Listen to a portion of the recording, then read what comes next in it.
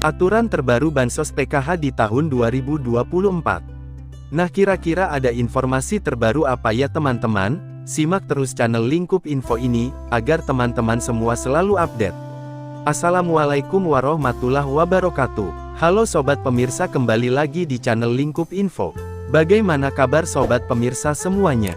Pastinya baik-baik saja kan? Sebelum lanjut ke videonya, jangan lupa terlebih dahulu tekan tombol like, comment, and subscribe.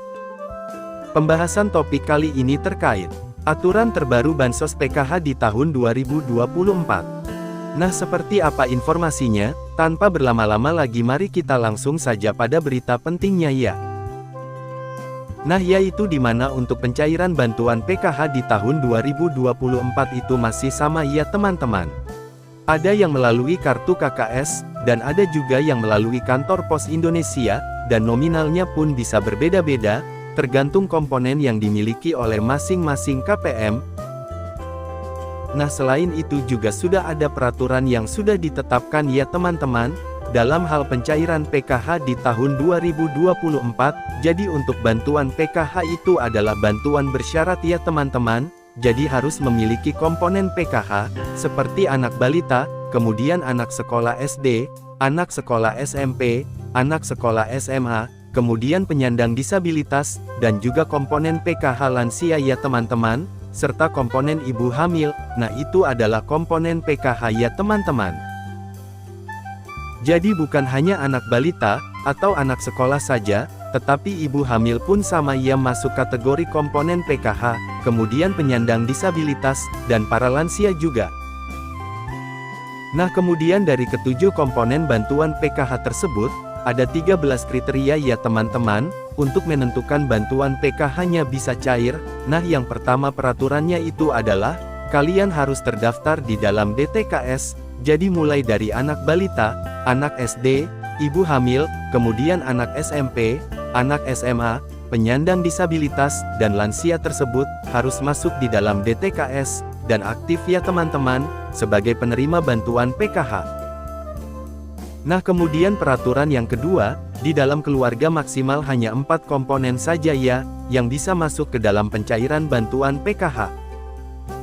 Nah, jadi maksimalnya itu adalah 4 komponen, jadi tidak bisa semua 7 komponen didapatkan ya teman-teman. Nah, kemudian peraturan yang ketiga, prioritas bantuan PKH yang memiliki komponen, datanya itu harus aktif ya teman-teman, dan padan antara di DTKS, dengan di Dukcapil. Nah, itu adalah yang harus dipatuhi teman-teman, karena bansos itu datanya harus badan dan valid, jadi tidak boleh ada perbedaan.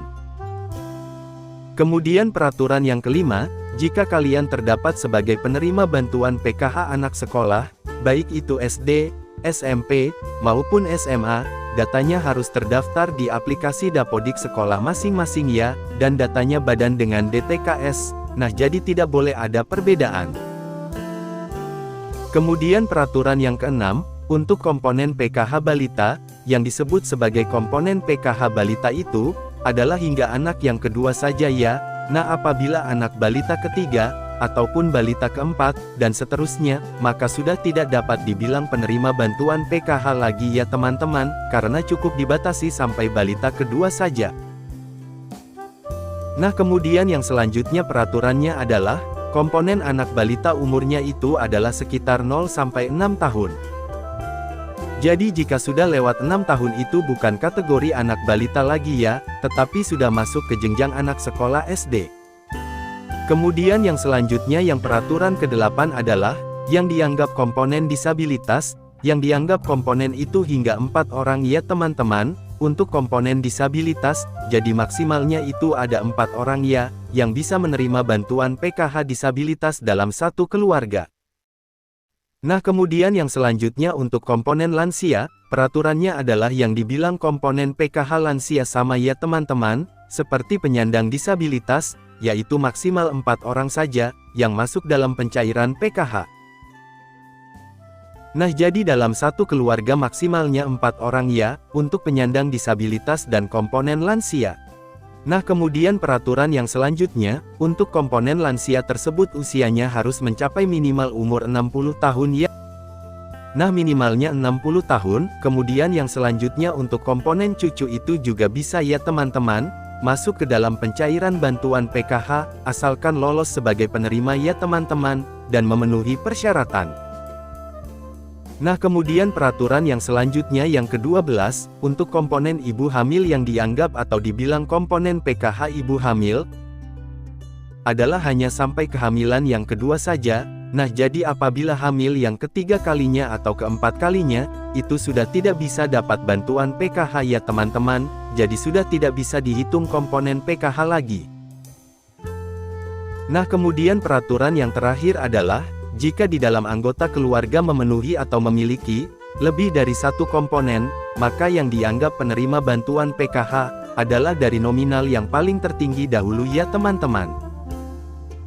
Nah, misalkan ada anak disabilitas, atau penyandang disabilitas, kemudian ada juga yang memiliki anak yang normal, yang bersekolah di jenjang SD, nah sedangkan untuk nominal penyandang disabilitas dan anak sekolah SD itu nominalnya berbeda ya teman-teman, lebih besar penyandang disabilitas, dibanding dengan komponen anak SD. Nah, maka yang masuk komponen PKH adalah, hanya komponen disabilitas terlebih dahulu ya, yang didahulukan. Nah, jadi sudah jelas ya teman-teman, itu adalah peraturan bantuan PKH di tahun 2024. Nah, mungkin itu saja yang bisa saya sampaikan, kurang lebihnya mohon maaf. Sekian informasi pada video kali ini, semoga informasi ini dapat bermanfaat bagi kita semua.